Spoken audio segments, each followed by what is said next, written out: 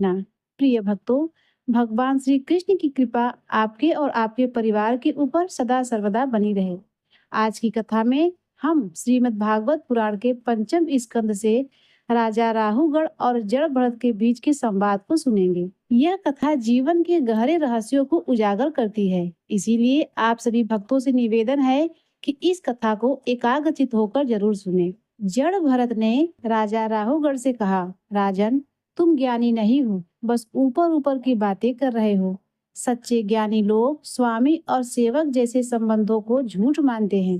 ये केवल दुनियादारी की बातें हैं। हमारे धर्म ग्रंथ भी ज्यादातर यज्ञ और कर्म कांड की बातें करते हैं, जिनसे पूरी तरह ज्ञान नहीं मिलता। जब तक हमारा मन सतोगुण, रजोगुण या तमोगुण के वश में रहता है, तब तक हम अच्छे बुरे कर्म करते रहते हैं। हमारा मन विषयों और कर्मों से चिपका रहता है, लेकिन जब यह आसक्ति खत्म हो जाती है तो मन शांत हो जाता है। जब तक इंसान अपनी मोह माया को नहीं छोड़ता, काम, क्रोध, लोभ, मोह, मद और मत्सर जैसे 6 शत्रुओं को नहीं जीतता और अपने मन को संसार के दुखों का कारण नहीं मानता, तब तक वह भटकता रहता है। यह मन ही तुम्हारा सबसे बड़ा दुश्मन है। तुमने इसकी उपेक्षा की है, इसीलिए यह और भी शक्तिशाली हो गया है। यह मन खुद तो झूठा है, लेकिन इसने तुम्हारे सच्चे स्वरूप को ढक रखा है। इसीलिए सावधान हो जाओ और श्री गुरु और हरि के चरणों की शरण लेकर इस मन को हरा दो।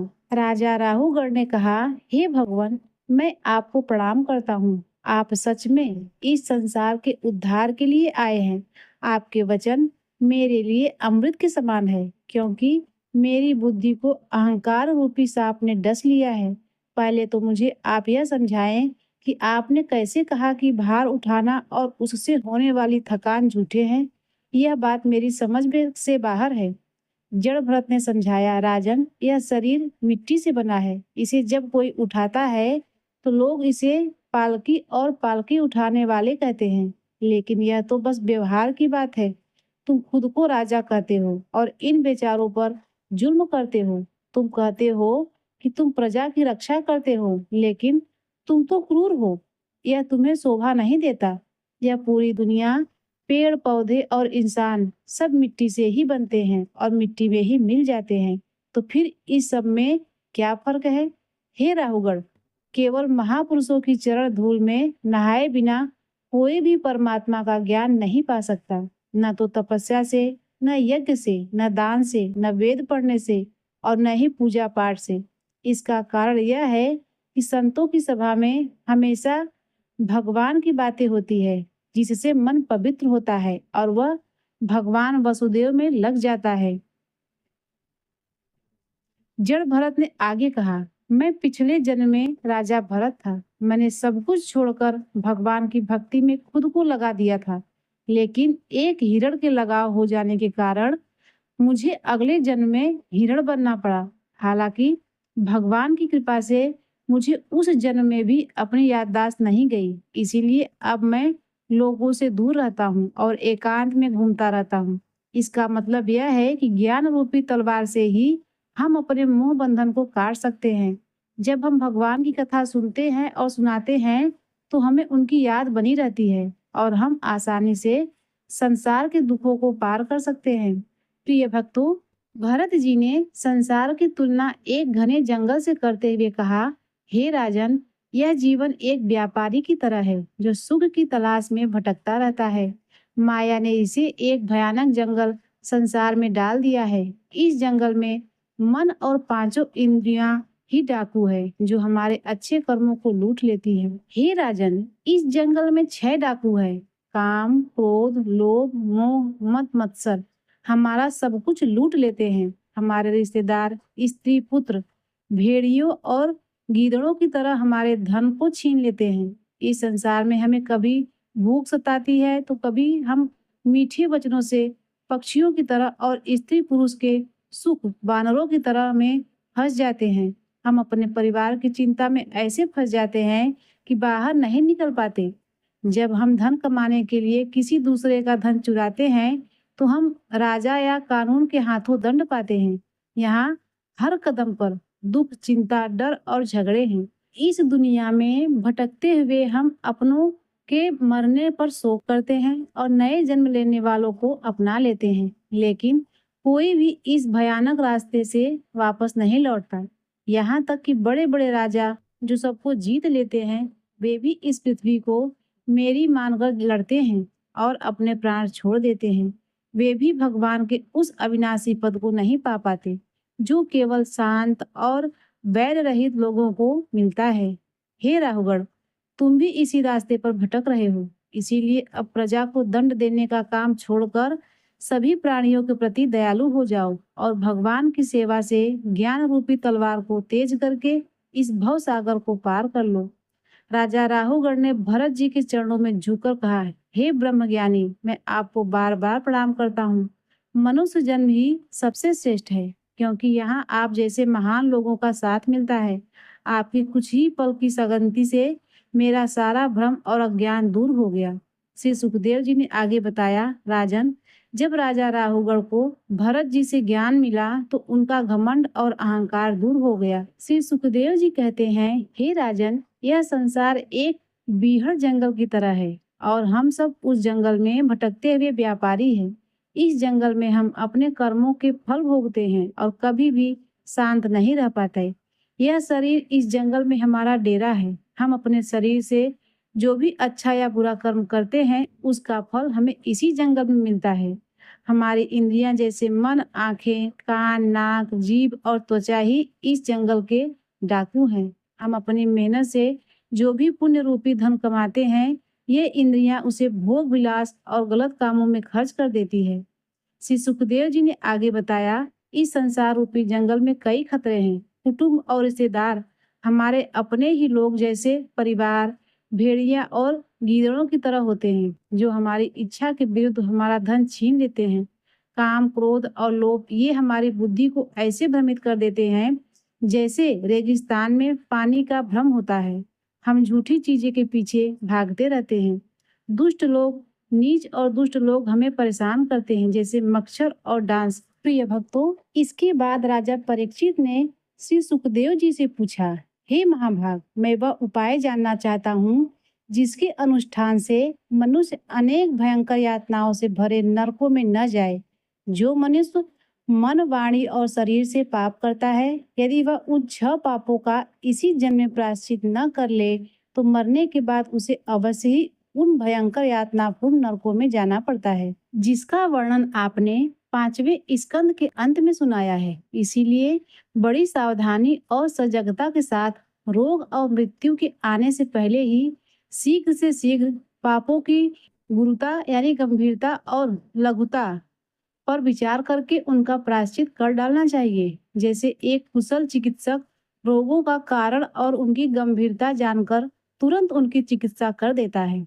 तब राजा परीक्षित ने पुनः पूछा, भगवान, मनुष्य राजदंड, समाज दंड आदि लौकिक और शास्त्र लोक नरक गमन आदि परलौकिक कष्टों को यह जानकर भी पाप उसका शत्रु है, पाप वासनाओं से विवश होकर बार बार उन्हीं कर्मों में प्रवृत्त हो जाता है, ऐसी अवस्था में उसके पापों का प्रायश्चित कैसे संभव है? मनुष्य कभी तो प्रायश्चित आदि के द्वारा पापों से छुटकारा पा लेता है, कभी फिर उन्हीं को करने लगता है। ऐसी स्थिति में मेरा मानना है कि जैसे स्नान करने के बाद धूल डाल देने के कारण हाथी का स्नान व्यर्थ हो जाता है, वैसे ही मनुष्य का प्रायश्चित करना भी व्यर्थ ही है। श्री सुखदेव जी ने कहा, वास्तव में कर्म के द्वारा ही कर्म का पूर्ण नाश नहीं होता, क्योंकि कर्म का अधिकारी अज्ञानी है। अज्ञान के रहते पाप वासनाएं पूरी तरह मिट नहीं सकती।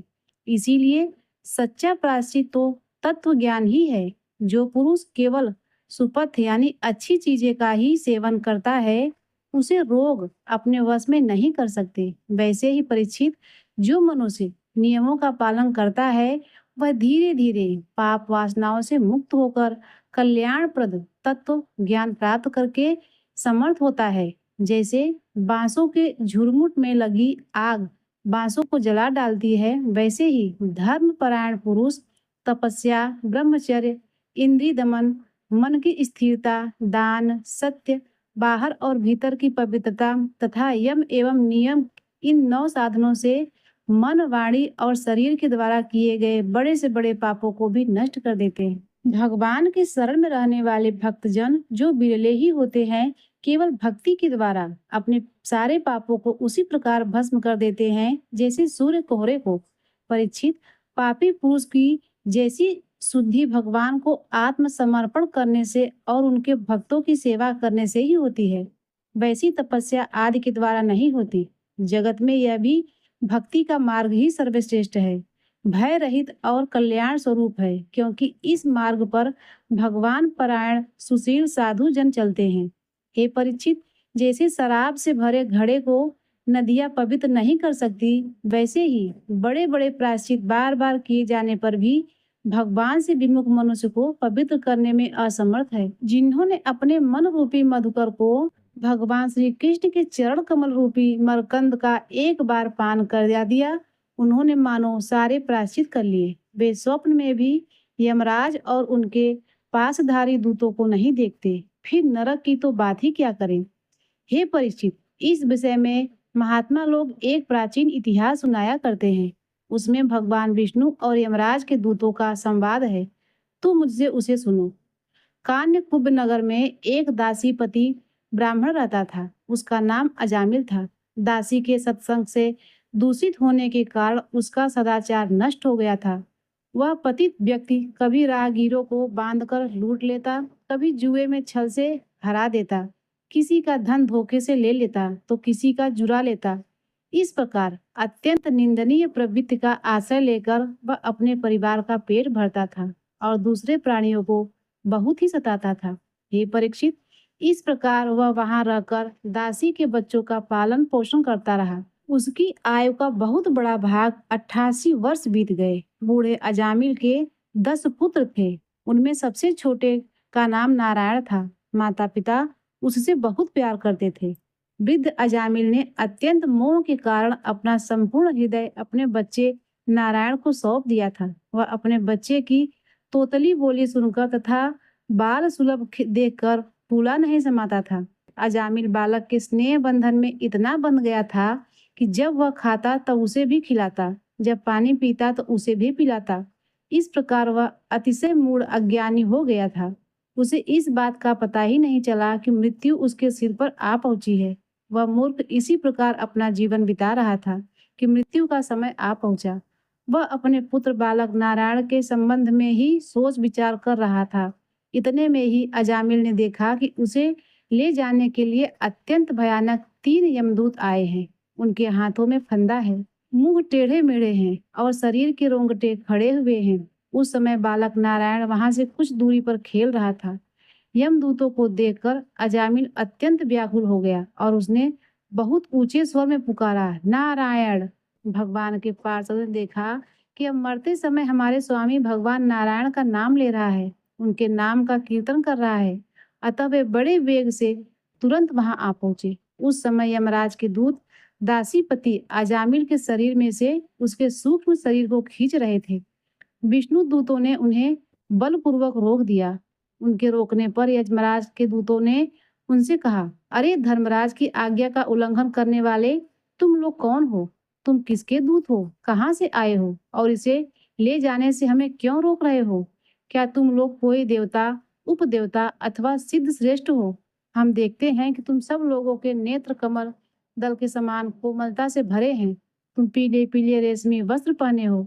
तुम्हारे सिर पर मुकुट, कानों में कुंडल और गले में कमल के हार लहरा रहे हैं। सभी नई अवस्था के हैं।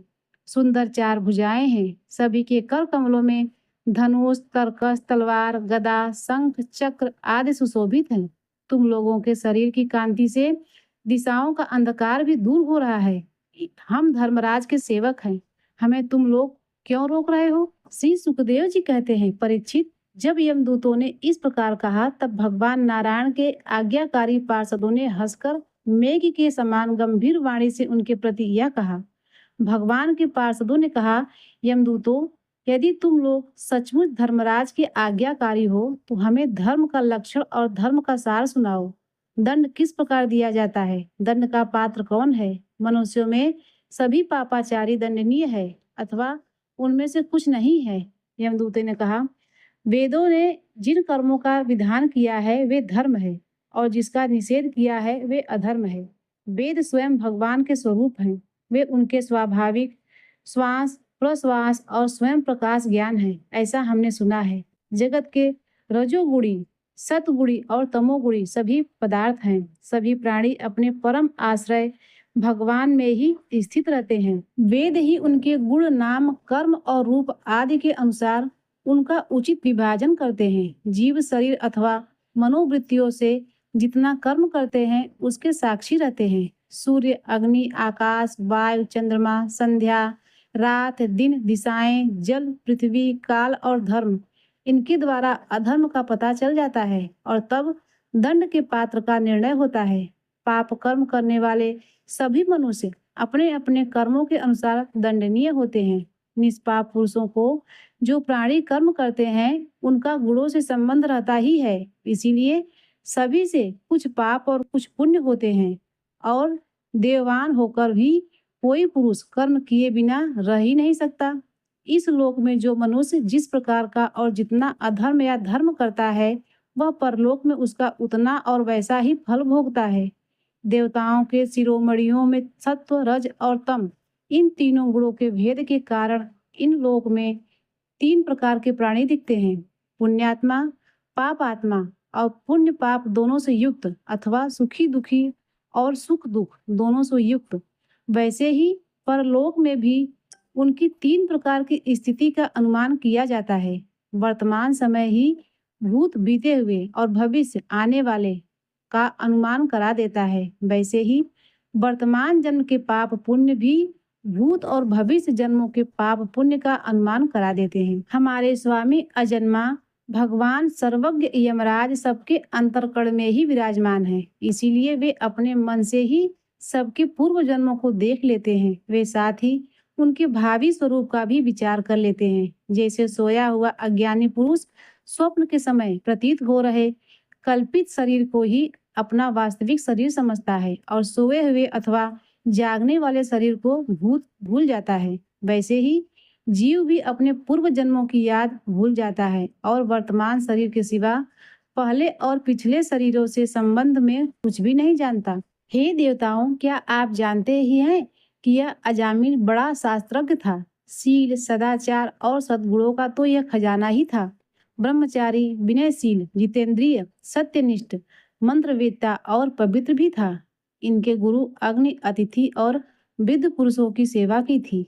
अहंकार तो इसमें था ही नहीं। यह समस्त प्राणियों का हित चाहता, उपकार करता, आवश्यकता के अनुसार ही बोलता और किसी के गुणों में दोष नहीं ढूंढता था। एक दिन यह ब्राह्मण अपने पिता के आदेश अनुसार वन में गया और वहां से फल फूल समिधा यज्ञ की लकड़ी तथा कुछ लेकर घर के लिए लौटा। लौटते समय इसने देखा कि एक भ्रष्ट शूद्र जो बहुत कामी और निर्लज्ज है, शराब पीकर किसी वेश्या के साथ विहार कर रहा है। अजामिल उन्हें इस अवस्था में देखकर सहसा मोहित और काम में वश में हो गया। यद्यपि अजामिल ने अपने धैर्य और ज्ञान के अनुसार अपने काम वेग से विचलित मन को रोकने की बहुत चेष्टाएं की, परंतु पूरी शक्ति लगा देने पर भी वह अपने मन को रोकने में असमर्थ रहा। उस वेश्या को निमित्त बनाकर काम पिशाच ने अजामिल के मन को जकड़ लिया। उसकी सदाचार और शास्त्र संबंधी चेष्टा नष्ट हो गई। अब यह मन ही मन उसी वेश्या का चिंतन करने लगा और अपने धर्म से विमुख हो गया। अजामिल सुंदर सुंदर वस्त्र आभूषण आदि वस्तुएं जिनसे वह प्रसन्न होती ले आता। यह ब्राह्मण उसी प्रकार की चेष्टा करता जिससे वह प्रसन्न हो जाती। उस स्वच्छंद आचरण वाली कुलटा की तिरछी चितवन से इसके मन को ऐसा लुभा लिया कि इसने अपनी कुलीन नवयुवती और विवाहित पत्नी तक का परित्याग कर दिया। इसकी पाप का कोई सीमा नहीं था। यह कुबुद्धि न्याय से या अन्याय से जहाँ से भी धन मिलता वहीं से उठा लाता। उस वैश्या के बड़े परिवार का पालन करने में ही यह व्यस्त रहता। इस पापी ने शास्त्र आज्ञा का उल्लंघन करके स्वच्छंद आचरण किया है। यह सज्जनों के द्वारा निंदनीय है। इसने बहुत दिनों तक वेश्या के मल के समान अपवित्र अन्न से अपना जीवन व्यतीत किया है। इसका सारा जीवन ही पापमय है। इसने अब तक अपने पापों का कोई प्रायश्चित भी नहीं किया है। इसीलिए अब हम इस पापी को दंडपाणी भगवान यमराज के पास ले जाएंगे। वहां यह अपने पापों का दंड भोग कर शुद्ध हो जाएगा।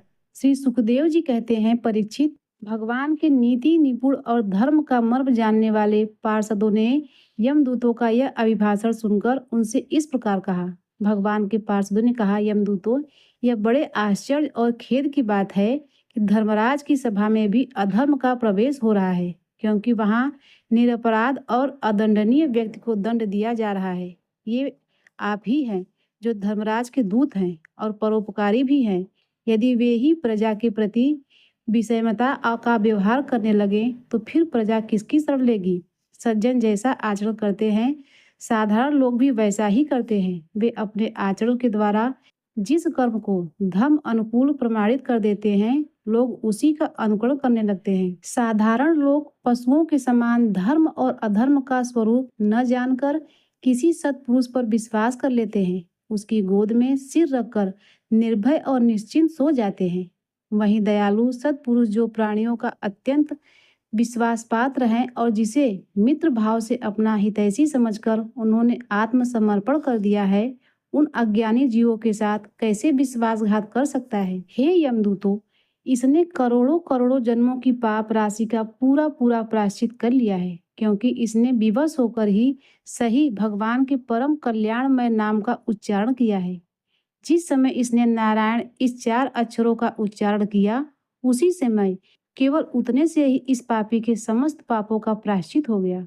चोर, शराबी, मित्रद्रोही, ब्रह्मघाती, गुरु पत्नीगामी ऐसे लोगों का संग करने वाला, स्त्री, राजा, पिता और गाय का मारने वाला, चाहे जैसा और चाहे जितना बड़ा पापी हो, सभी के लिए यही सबसे बड़ा प्रायश्चित है कि भगवान के नामों का उच्चारण किया जाए, क्योंकि भगवान के नामों के उच्चारण से मनुष्य की बुद्धि भगवान के गुण, लीला और स्वरूप में रम जाती है और स्वयं भगवान की उसके प्रति आत्मबुद्धि हो जाती है। यदि प्रायश्चित करने के बाद भी मन फिर से कुमार्ग में पाप की ओर दौड़े तो वह चरम सीमा पर पूरा पूरा प्रायश्चित नहीं है। इसीलिए जो लोग ऐसा प्रायश्चित करना चाहते हैं जिससे पाप कर्मों और वासनाओं की जड़ की उखाड़ जाए, उसे भगवान के गुणों का ही गान करना चाहिए, क्योंकि उससे चित्त पूरी तरह शुद्ध हो जाता है। इसीलिए यमदूतों, तुम लोग अजामिल को मत ले जाओ।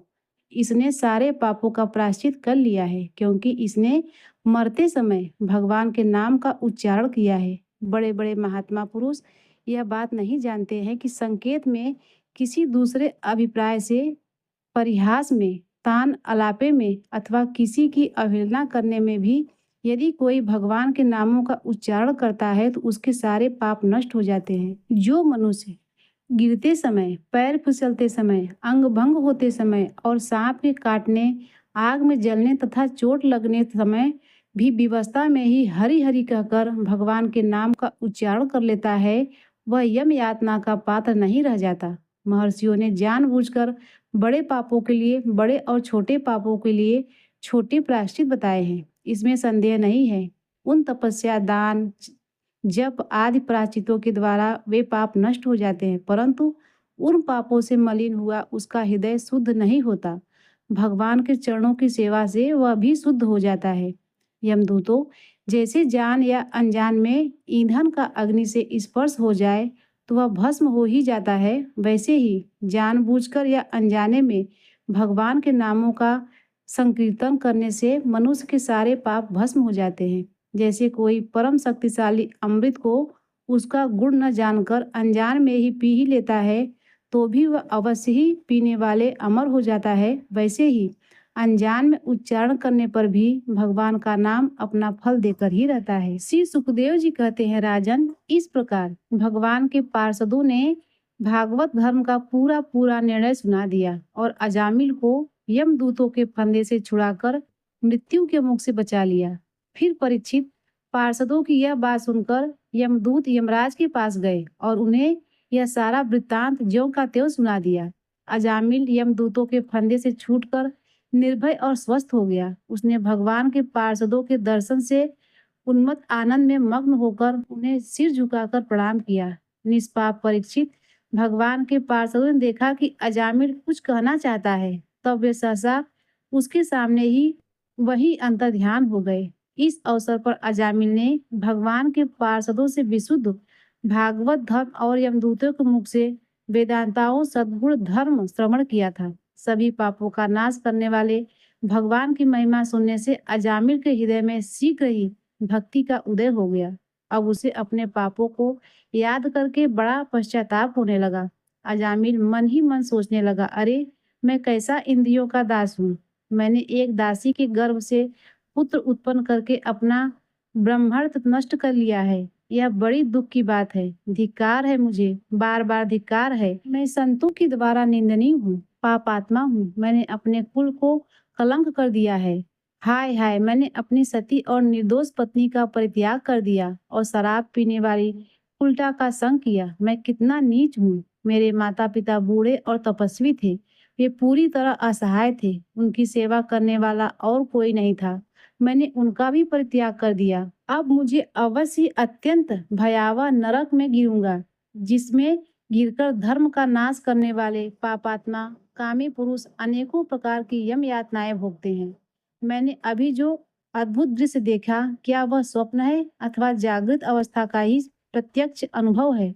अभी अभी जो हाथों में फंदा लेकर मुझे खींच रहे थे, वे कहाँ चले गए? अभी अभी वे मुझे अपने फंदों में फंसाकर पृथ्वी के नीचे ले जा रहे थे, परंतु 4 अत्यंत सुंदर सिद्धों ने आकर मुझे छुड़ा लिया। वे अब कहाँ चले गए? यद्यपि मैं इस जन्म का महापापी हूँ, फिर भी मैंने पूर्व जन्मों में अवश्य शुभ कर्म किए होंगे, तभी तो मुझ इन श्रेष्ठ देवताओं के दर्शन हुए। उनकी स्मृति से मेरा हृदय अब भी आनंद से भरा रहा है। मैं उल्टा कामी और अत्यंत अपवित्र हूँ। यदि पूर्व जन्म में मैंने पुण्य न किए होते, तो मरते के समय मेरी जीभ भगवान के मनमोहक नाम का उच्चारण कैसे कर पाती? कहाँ तो मैं महाकपटी, पापी, निर्लज्ज और ब्रह्म तेज को नष्ट करने वाला, और कहाँ भगवान का वह परम मंगलमय नारायण नाम। सचमुच मैं तो हितार्थ हो गया। अब मैं अपने मन, इंद्रिय और प्राणों को वश में करके ऐसा प्रयत्न करूंगा, फिर अपने को घोर अंधकारमय नरक में नहीं डालूंगा। अज्ञानवश मैंने अपने को शरीर समझकर उसके लिए बड़ी बड़ी कामनाएं की और उसकी पूर्ति के लिए अनेकों कर्म किए। उन्हीं का फल है यह बंधन। अब मैं इसे काटकर समस्त प्राणियों का हित करूंगा, वासनाओं का शांत कर दूंगा, सबसे मित्रता का व्यवहार करूंगा, दुखियों पर दया करूंगा और पूरे संयम के साथ रहूंगा।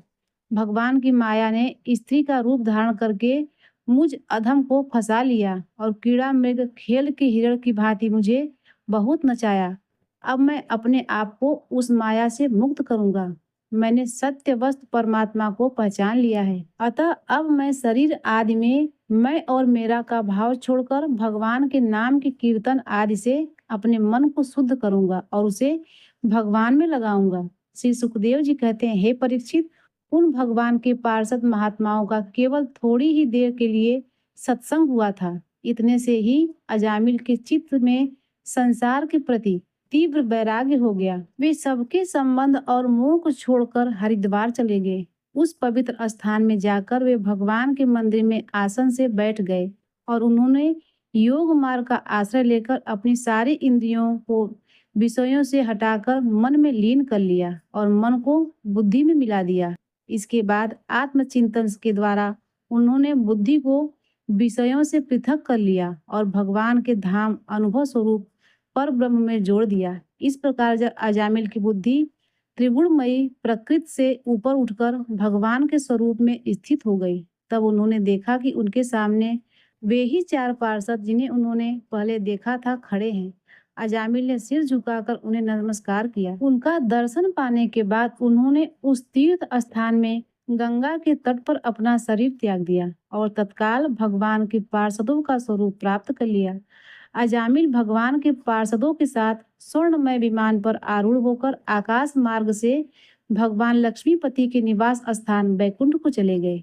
परीक्षित, अजामिल ने दासी का सहवास करके सारा धर्म कर्म चौपट कर दिया था। वे अपने निंदनीय कर्म के कारण पतित हो गए थे। नियमों का उल्लंघन कर देने के कारण उन्हें नरक में गिराया जा रहा था, परंतु भगवान के एक नाम का उच्चारण करने मात्र से वे उससे तत्काल मुक्त हो गए। जो लोग इस संसार बंधन से मुक्त होना चाहते हैं, उनके लिए अपने चरणों के स्पर्श से तीर्थों को भी तीर्थ बनाने वाले भगवान के नाम से बढ़कर और कोई साधन नहीं है, क्योंकि नाम का आश्रय लेने से मनुष्य का मन फिर कर्म के झंझटों में नहीं पड़ता। भगवान के नाम के अतिरिक्त और किसी प्रायश्चित का आश्रय लेने पर मन रजोगुण और तमोगुण से ग्रस्त ही रहता है तथा पापों का पूरा पूरा नाश नहीं होता। हे परीक्षित, यह इतिहास अत्यंत गोपनीय और समस्त पापों का नाश करने वाला है। जो पुरुष श्रद्धा और भक्ति के साथ इसका श्रवण कीर्तन करता है वह नरक में कभी नहीं जाता।